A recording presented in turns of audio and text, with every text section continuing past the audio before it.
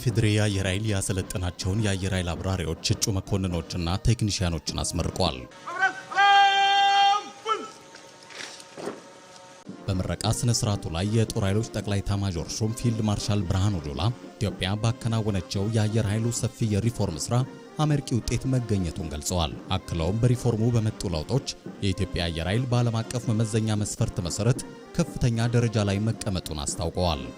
አየር ኃይላችንም የዚሁ መከላከያ ሰራዊታችን አንዱ አካል ሆኖ ለምድር ኃይላችን ከፍተኛ ድጋፍ ሲያደርግ የቆየ የኢትዮጵያን የአየር ክልል ምንጊዜም ሳያስደፍር የኖረ ነገር ግን ላለፉት 30 ዓመታት ለማሸለብ የተገደደ ባለፉት 5 ዓመታት ተስፈንጥሮ ራሱን ከዲጂታል ዓለም የቀላቀለ ምርጥ አየር ኃይል ሆኗል። በዓለም አቀፍ ፓወር ኢንዴክስ መመዘኛ መሰረት የምስጢራዊ አቅሞቻችንን መረጃ ሳያገኙ በግልጽ በሚታወቀው አቅም ላይ ብቻ ተመስርተው በሰጡን ደረጃችን በእጅጉ ተሻሽሏል። አየር ኃይሉ ለሀገር በርካታ አስተዋጽኦችን እያደረገ መሆኑን የገለጹት ፊልድ ማርሻል ብርሃኑ ጁላም ኢትዮጵያ የያዘችውን የብልጽግና ጉዞ አጠናክራ እንድትቀጥል ጉልህ ሚና እየተጫወተ መሆኑን ጠቅሷል። ህዝባችንና መንግስታችን ልማት ላይ እንዲያተኩሩ ምቹ ሁኔታ ተፈጥሮላቸው አስደማሚ ግንባታዎች እንዲካሄዱ ታላላቅ እድገቶችም እንዲመዘገቡ የመከላከያ ሰራዊት ሚና ህይወት በመክፈል ጭምር የተደገፈ የአገር ወዳድነት ጫፍ የታየበት ሚና ነው።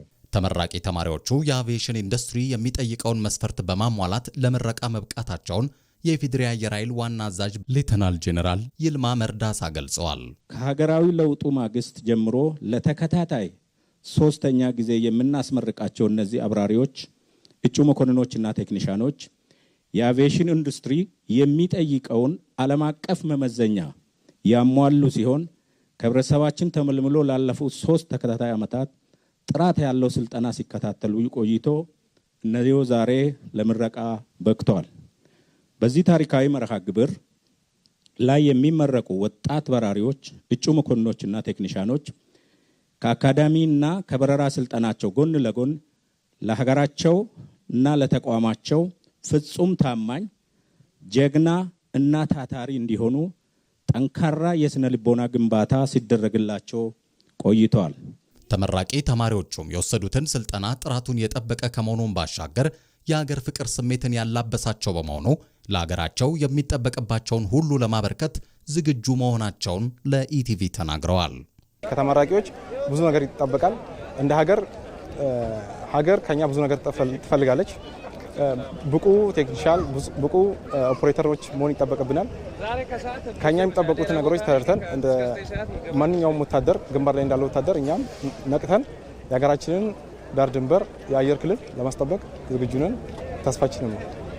አየር ኃይላችን እንግዲህ የኢትዮጵያን አየር ክልል ቀን ከሌት የሚጠብቅና እኔም ደግሞ የዛ አባል በመሆኔ ቀን ለሌት ለመጠበቅ እድለኛ በመሆኔ ለዚህ ቀን በመድረሴ በጣም ደስተኛ ነኝ። ቀን ከሌት የኢትዮጵያን አየር ክልል ለማስጠበቅ እንዲሁ ከዚህ በላይ ራሴን ለማብቃት በደንብ እጥራለሁ ማለት ነው። እንደ አየር ኃይል አባልና እንዲሁም እንደ አብራሪ በመሆኔ አንፃር ሀገሬን ከጠላት ለመከላከልና በማንኛውም ግዳጅ ለመሳተፍ ለሀገሬ መስዋዕት ለመሆን እንዲሁም ደግሞ ሀገሬን ከፍ አድርጌ ለመያዝ ወይ ደግሞ ሀገሬን ከጠላት ለመጠበቅ በጣም ዝግጁ ነኝ። አየር ኃይሉ ይህን የምረቃ መርሃ ግብር ያከናወነው የ90ኛ ዓመት የምስረታ በዓሉን እያከበረ ባለበት ወቅት ነው።